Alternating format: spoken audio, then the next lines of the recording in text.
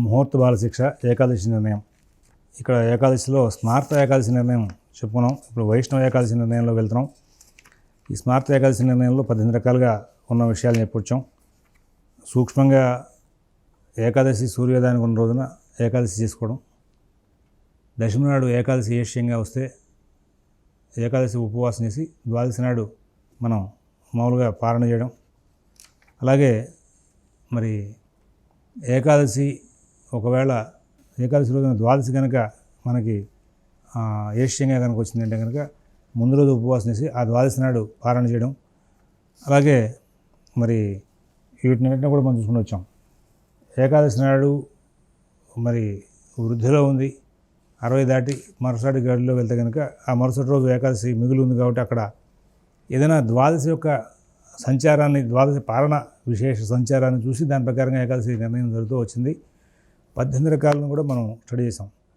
ఇక్కడ మీకు గతంలో మాట చెప్పాను, వైష్ణవ తిథి నిర్ణయాల్లో నేను గతంలో కూడా పొరపాటు చెప్పాను. 5 ఘడియలు అన్నాను, కాదు 4 ఘడియలు మాత్రమే అరుణోదయ వ్యాప్తి అని చెప్పేసి మీకు ఒక మాటని తర్వాత మళ్ళీ నేను ఉటంకించి చెప్పడం జరిగింది, గమనించే ఉంటారు. ఇక్కడ అరుణోదయ వ్యాధ నిరూపణలో భవిష్యత్ పురాణంలో చతస్రో ఘటికా ప్రాతరుణోదయ ఉచ్యతే. గరుడ పురాణంలో కూడా ఉదయాత్ ప్రాక్ చతస్రస్తు నాడికా అరుణోదయం.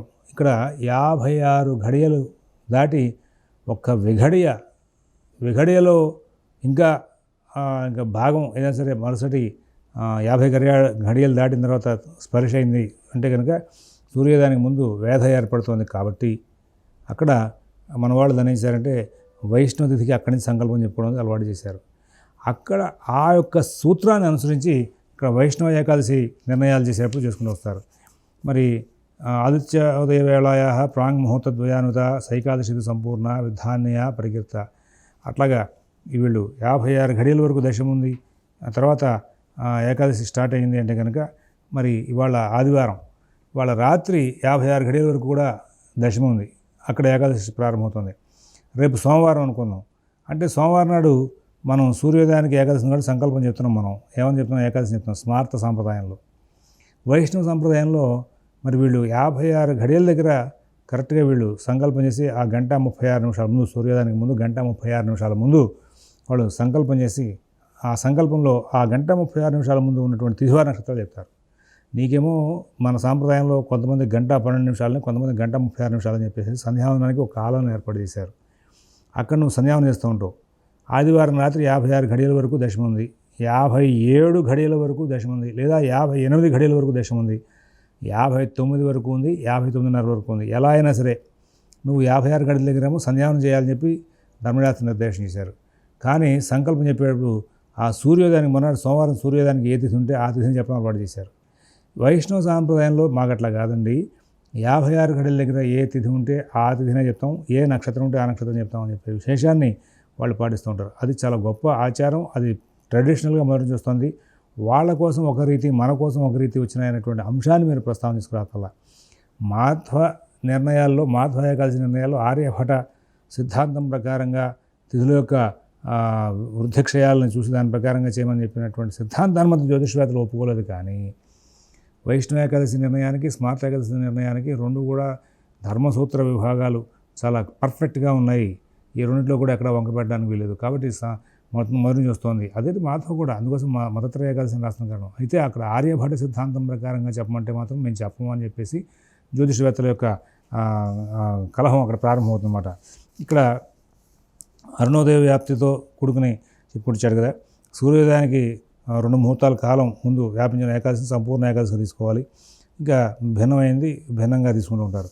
సూర్యోదయం కంటే 50 ఘడి, ఉదాహరణ ఇందాక చెప్పుకుంటూ ఆదివారం దశమి 56 ఘడియలు ఉంది, అక్కడ ఏకాదశి ప్రారంభమైంది. సోమవారం నాడు వీళ్ళు ఏకాదశి 52 ఘడియలు ఉంది. కాబట్టి వైష్ణవులు సోమవారం ఉపవాసం చేస్తారు, మంగళవారం నాడు వాళ్ళు యథావిధిగా మరి అక్కడ పారణ క్రమం పూర్తి చేస్తారు.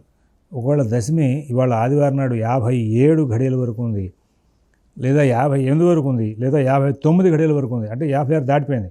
56 ఘడియల ఒక్కవి ఘడియ, 56 ఘడియల దగ్గర నుంచి 30 ఘడియలు, 56 ఘడియల పైన 50 ఘడియలు, లేదా 57 ఘడియలు, 58, 59, 59, 50 ఎంత ఉండనియండి. ఇక్కడ మన వాళ్ళు ఏం చేస్తారంటే ఇప్పుడు ఈ యొక్క ఉపవాస క్రమంలో మరి ఇవాళ రోజున ఆదివారం నాడేమో దశమి చెప్తారు. ఆ మర్నాడు సోమవారం కూడా వాళ్ళు సంకల్పంలో దశమి వస్తుంది కాబట్టి ఆ సోమవారం నాడు ఉపవాసం చేయరు. ఆ మర్నాడు మంగళవారం నాడు ఉపవాసం చేస్తారు. ఇది ప్రాచీనంగా మహర్షి ప్రోక్తంగా వస్తున్నటువంటి ధర్మమే. మరి సోమవారం నాడు ఆ యొక్క దశమి విద్ధతో కూడుకున్న ఏకాదశి మాత్రం వాళ్ళు స్పర్శ చేయడానికి ఇష్టపడరు. మరి దశమి శేషం అరుణోదయానికి ఉంది కాబట్టి ఆ రోజు వైష్ణవులు ఉపవసించరాదని చెప్పి మనకి సంపూర్ణంగా శాస్త్రవాక్యాలని కూడా చెప్పున్నాయి. దశమి శేష సంయుక్తో ఎలిస్యాదరుణోదయ నైవోపోష్యం వైష్ణవేన తద్దిన ఏకాదశి వ్రతం అంటాడు.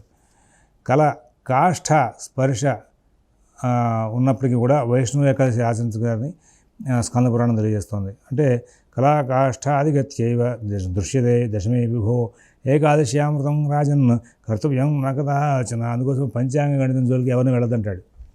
పంచాంగ గణితం చేయడం పెద్ద గొప్ప అనుకుంటున్నారేమో.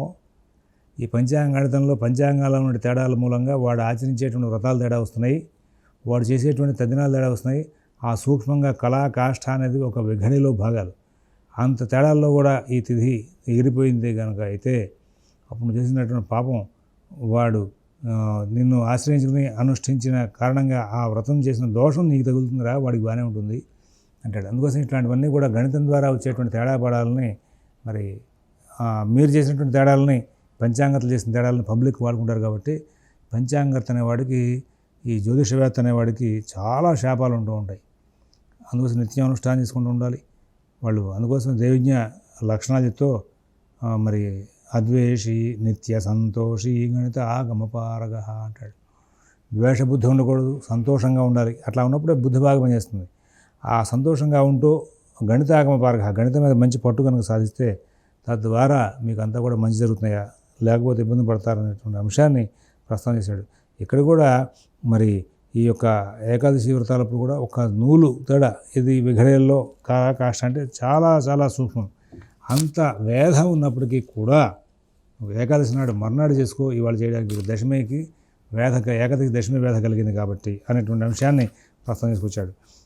మరి ఇక్కడ కళలో సగభాగ స్పర్శ కలిగినా కానీ ఏకాదశిని వదిలేయాలని చెప్పేసి స్మృతి యంత్రాలు చెప్పుకొచ్చాడు. ఇక్కడ 56 ఘడియలు పైన ఒక్క విఘడియ ఉన్నప్పటికీ కూడా ఆ రోజున వాళ్ళు చేయకుండా మర్నాడు వెళ్ళిపోతారు. ఇంకా మిగతా నిర్ణయాల్లో స్మార్త ఏకాదశి నిర్ణయానికి సంబంధించినటువంటి అంశాలు ఏవైతే వచ్చినాయో వైష్ణవ ఏకాదశి విషయంలో కూడా అట్లాగే వస్తూ ఉంటాయి. వాటిని కూడా మనం తీసుకోవాలి. ఒకవేళ దశమి ఆదివారం ఉదయం 2 గడియల వరకు ఉంది, తర్వాత ఏకాదశి ఏష్యంగా 57 గడియలు ఉంది.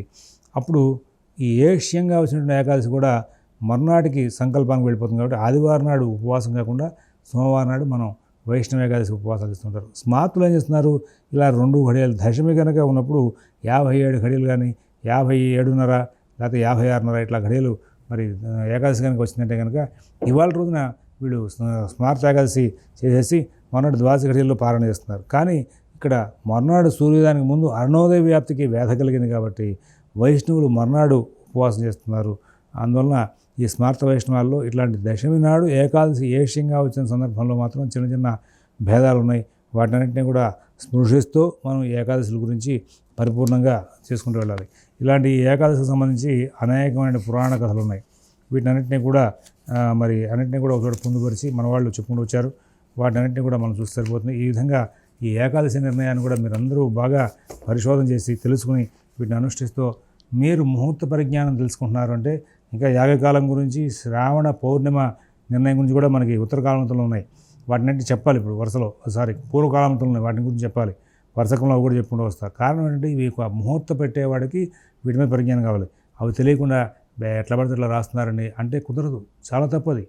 నువ్వు చెప్తున్నావు, నువ్వేం చెప్తావు చెప్పు. వాళ్ళు తప్పు రాస్తున్నారు, బాగుంది, నువ్వేం చెప్తావు, నీకు పరిజ్ఞానం ఉందా, ఉంటే చెప్పు అన్నప్పుడు నువ్వు తేలిపోకూడదు. కాబట్టి దీనికి సంబంధించిన విషయాల్ని మరొక ఎపిసోడ్లో చూద్దాం. స్వస్తి.